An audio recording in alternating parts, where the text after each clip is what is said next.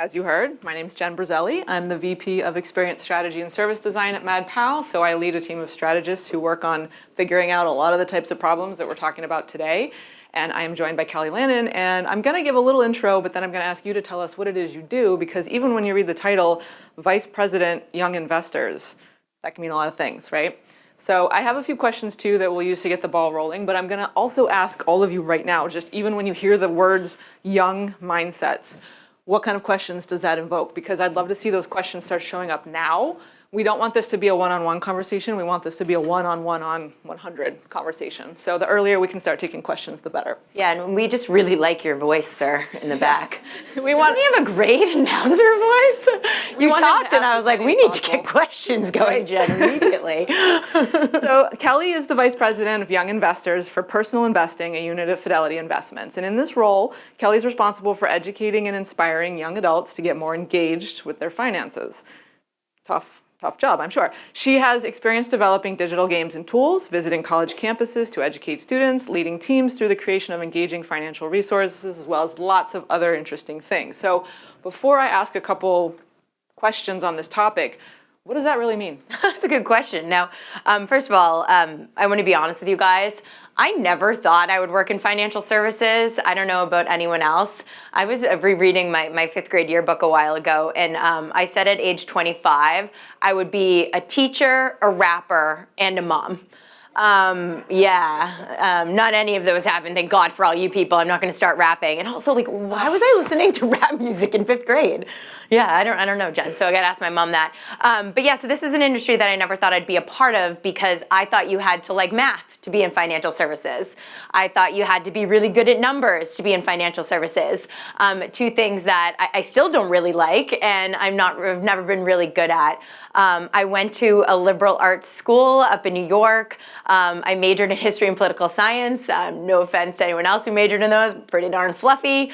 I was literally one credit away from being a music minor. So it really wasn't until I graduated and started to realize like you need money to do all the fun things I was still doing in school that I realized I needed to kind of get my act in gear. And I just say that because a lot of what I do is trying to interact with people who were just like me. The people who aren't concerned about their finances or not thinking long term.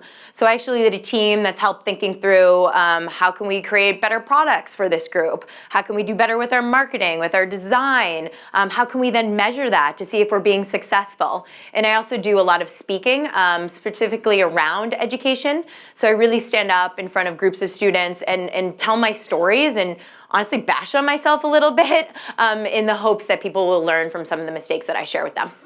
Great. So hopefully, are there questions showing up yet? Because I've already got a bunch. You guys should too.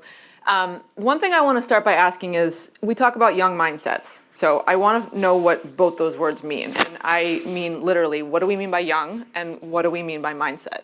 And for me, I know about, you guys, hopefully some in the room agree with me.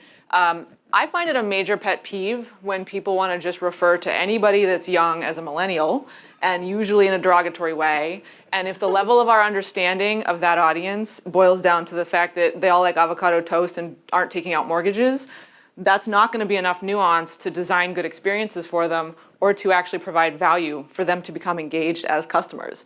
So what do you mean when you say young, and what the heck is a mindset? Yeah, and that's a really good point. I don't know if anyone else is firm. Often when people, even my own firm, referring to my job, they'll often say, oh, you're the millennial person. Well, yeah, I'm a millennial, but yeah, I'm a millennial person. And often when people are talking about millennials, that's what they mean. They think a young person. And no offense to anyone in this room, I'm not sure how old everyone is, but depending on how you're looking at the definition, millennials are 40 years old. Again, not old at all, guys. Lots of life left to live. But it just happens when you're at that age. You're just going through specific life events that require more complex needs than someone who's just out of college or someone who's 25 or maybe someone who's even 30 and exploring maybe buying their first home for the first time. And specifically at Fidelity, when we're referring to young, we're really looking at people under the age of 35. And guess what? That actually spans two generations, both millennials and Gen Z. So that's why we really try to shy away from that word millennials and really do focus on young, at least when we're talking about it at Fidelity. So. And I know a lot of people are probably wondering, because you do focus on this at one of the largest institutions that has a lot of legacy knowledge, so you've got a great foundation built underneath you. What do we actually know, or more specifically, what do you know in your role about young investor mindsets that can actually impact how we design for them? Yeah, no, and that's a good question. And I'll specifically focus on the young investor mindset. This is something actually our CEO, and there are Fidelity people in the room, we've heard Abby Johnson say a lot. We as a company, the people who work there, we need to have a better investor mindset. Because if we don't have it, how can we ever expect our future customers to have that as well? Now, I do just want to point out that there are similarities between kind of younger people and people at all different ages. Rob, Ringtone Man, you actually pointed out one, simplicity. You know, like regardless of how old we are, people like things simple. Unless you have that annoying friend that I do that just makes everything more complex. I think we all know that person. But the majority of individuals out there, you like simplicity. And unfortunately, in financial services, we have a heck of a way of overcomplicating things. Now, we've gotten a lot better, but this kind of spans both ages. And the other things, too, for people of all ages, including young and people of different ages, is we do have competing priorities. There are things in our life that we're trying to figure out, what do we tackle first? Now, for younger people, that's where the difference kicks in, specifically around the areas of debt. Now, it's not just student debt, guys, it's credit card debt too. And in some of our recent research in terms of different priorities, we've actually found that people are prioritizing debt over saving for their retirement. And a lot of the reason is that we're often thinking, younger people are often thinking more short-term than long-term. Thinking about, hey, can I pay down that student debt? Hey, can I pay my bills? And also, can I go out on a Friday night with my friends? This is top point of view with this audience. We're also seeing that younger people are spending money. They are spending money. And here's often another myth. Younger people actually like to make money too. Sometimes I hear some of these things, they don't like to make money. They want to go live in a tree in a small house and never talk to anyone. But guys, that's not true. People really like to make money. It's how they're spending it that can be differently. We see that they're spending on experience-driven things than sometimes those physical things. And just one final point too, in terms of just kind of what young investors is top of mind, is social media, the influence on social media. I know you're listening to me and like, well, yes, we all know that. But you guys, the FOMO is real. It is real. We've actually conducted a recent study where we've actually found that the reason why people are overspending is because they're trying to keep up with their friends. They're going on Insta, they're going on Snapchat, and they're seeing their friends doing stuff, and they're like, how the hell are they able to afford that and I'm not? So they're overspending as a result, and this is actually a fact. And investing, that's just a totally different mindset. I don't know about you, Jen. Like, I remember when I graduated college, literally in the middle of the recession, my graduation speaker said to us, kid you not, super motivating, you can be anything you want, just maybe not right now. So yeah, right? I'm like, great. I'm graduating tomorrow. But yeah, so I don't know about you. Like, I know as a result of graduating, then I am a risk-averse person naturally, and that really hasn't changed. Like, I've gotten more confident in my education. But I don't know, you being a millennial as well, I don't know if you feel that way too. I'm flattered too that you just assumed right away that I was a millennial. Maybe top of the level, cusp a little bit. So yeah, I find the same, and it raises a lot of questions for me because I think often about what we talk about as a mindset.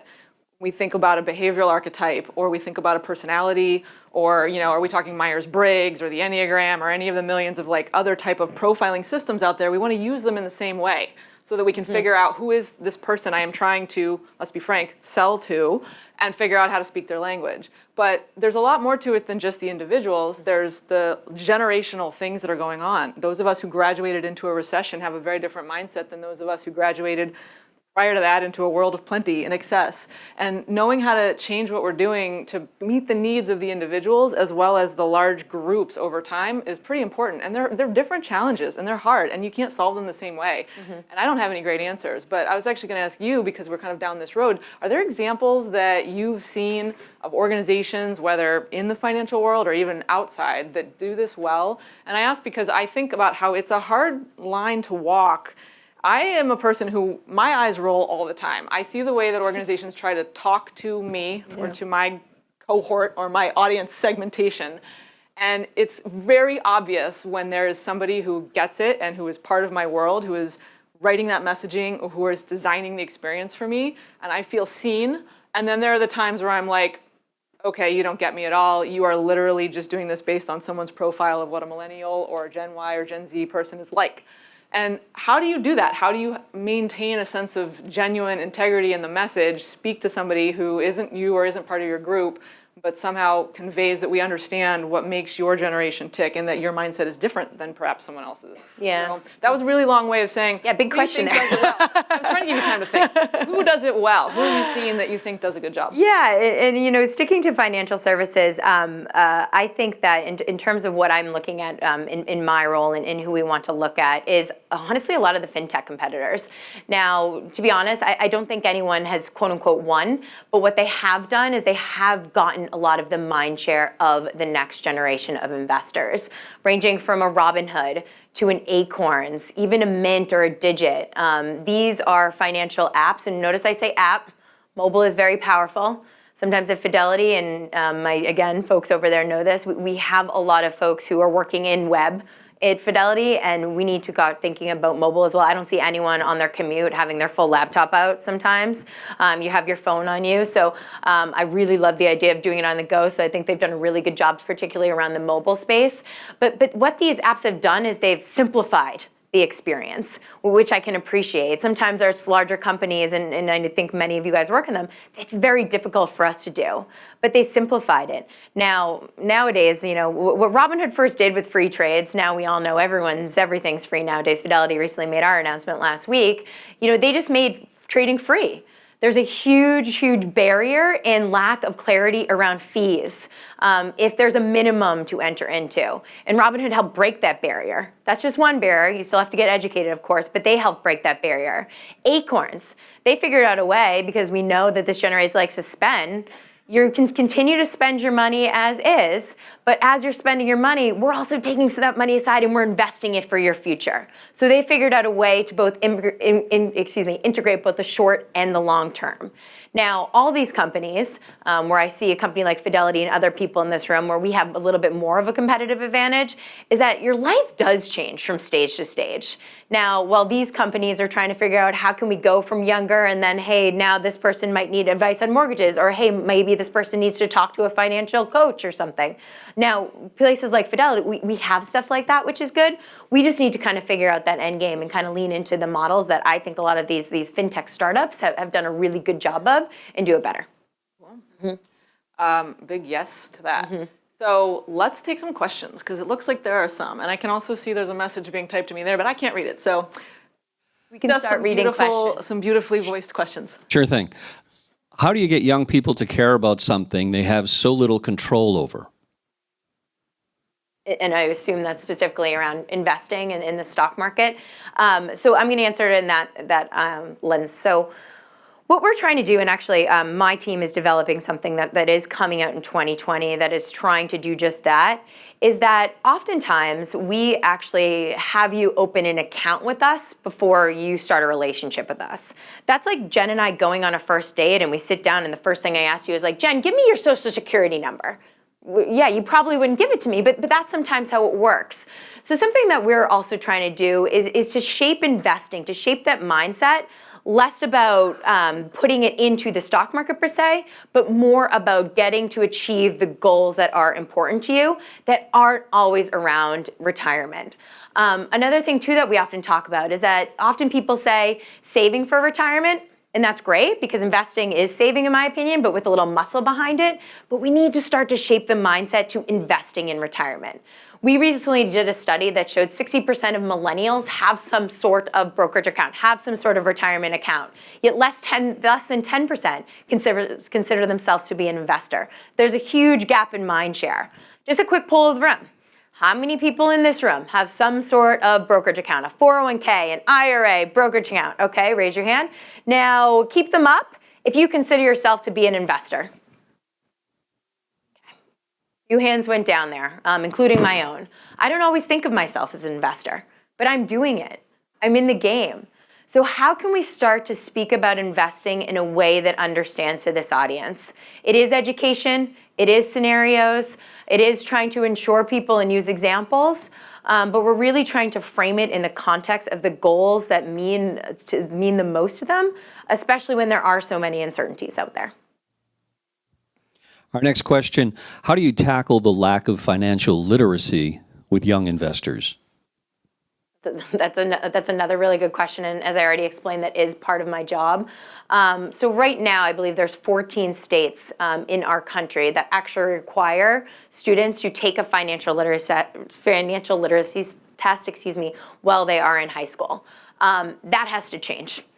But given that we do not have any control over that right now, at least at Fidelity, what we're trying to do in a lot of instances is lead with education. We want to try to give people access to basic financial information. What we're finding that even those who major in finance and not my fluffy majors that I share with you, they might know how to balance a spreadsheet and understand, corporate finance, but it comes to understanding their own personal budgets, that's really where they struggle. So what we're trying to do is we're trying to get to where the students are. And that's kind of a lesson learning for us in all bits of trying to reach this audience is we can't always expect them to come to Fidelity. We have to go where they are. And in some cases, that does mean showing up at schools. That is something that I do often. We actually have a program at Fidelity where we train our own people to go out and provide financial literacy education in the classroom. That's through our Fidelity Cares program. But the other thing is we also need to think digitally. When I was first starting my job in my college roadshow, it would take me 11 years to get to every school in the country. And that would be a blast. I'm sure some of you guys now might want to come with me on that journey. But that would be a very hard thing to do. So how do we do that in a digital way? So that's through websites, through apps, through our marketing. Sometimes all we get is a quick glance on Instagram. We need to be in these places and provide financial literacy moments in the moments that they're actually happening for our customer. Yeah, and I want to add on to that real quick, a very, very enthusiastic yes, and I was a teacher in a past life. I taught high school physics before I... So you actually were a teacher when you grew up. Yeah. Yes, exactly. So I laughed when you said that. Yeah. The one thing that I hear when you said, and I want to emphasize, is you have to meet folks where they are. There's this common misconception that literacy is all about just teaching everyone how to know a thing they didn't know before. It's not their job to become financial experts and to speak the jargon. It's our job to bridge the gap by not only trying to give them the glossary to translate, but to just stop making them translate it in the first place. Mm-hmm. And that is more than just, hey, by the way, when you're reading this term you've never seen before, here's a tooltip that pops up and tells you what that word means. It's let's just not use that word anymore. Mm-hmm. And actually, let's just change the way the experience is designed so that you don't have to know what that word means and you can just accomplish the goal you set out to accomplish without having to become an expert. Mm-hmm. So. No, and that's also about teachers too. What we have found is that over 90% of teachers believe that financial literacy education is important. Less than 20% feel confident to teach it. Yep. So another big part of this is getting to the teachers. Yep. Teaching the teachers so they can then go out and teach their students. Because we can't always be there all the time, but you spend more time, especially while you're in school, with your teacher than other people. And I think another big thing with financial literacy in general, and all of you guys who work in financial services or not, we have to start to talk about it, okay? Especially women. We've actually found that women were more likely to talk about our health than our finances. That's just weird. We got to change that. We have to talk about it. And I know that I make fun of myself, but we also have to talk about our successes. It's not just always about the failures. And I think that's sometimes my gripe when people talk about millennials. It's always how much we suck. But millennials are actually doing really good things. They've started to save earlier. They are opening accounts. They are taking control of their finances. They want to retire early. There's a whole FIRE movement. Okay, financial independence, retire early. They want to retire early. They're living longer. Now it's on us to make sure that they're starting to make their money work sooner so they can live the life they want. And we have time for one more question, and it's how do you measure outcomes and the impact of your work?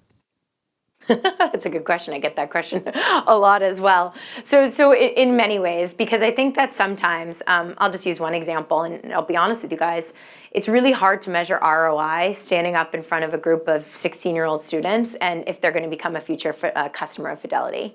So a lot of the times in terms of that type of work, that's a more difficult thing to do. In terms of our experiences on the web, on our app, we do a lot of measurement in tagging everything. I'll speak specifically from marketing just for a second, and then Jen, I know if you can speak if you do anything as well.